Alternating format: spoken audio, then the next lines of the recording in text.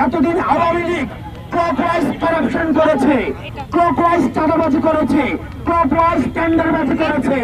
আবার দেখছি এখন বিভিন্ন রাজনৈতিক দলের পৃষ্ঠপোষকতায় বিভিন্ন টেম্পু স্ট্যান্ড, ফেরিঘাটে, কাঁচা বাজারে, রাস্তার মোড়ে, বিভিন্ন ফ্লাইওভারের নিচে আবার বিভিন্ন টোকেন বাণিজ্য শুরু হয়েছে।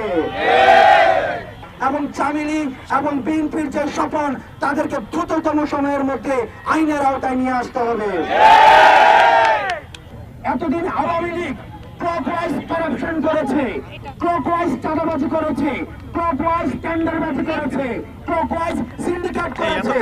আমরা আশাহত হচ্ছি আমাদের ছাত্র নাগরিকের অভ্যুত্থানকে পুঁজি করে এন্টি ক্লকওয়াইজ হিসেবে আবার অন্যান্য রাজনৈতিক দল তারা আবার এই সিন্ডিকেট, চাঁদাবাজি, আবার এই ধরনের অপকর্মগুলো রাষ্ট্রে পুনর্বাসন করার চেষ্টা করছে। আমরা ছাত্র নাগরিকদের কাছ থেকে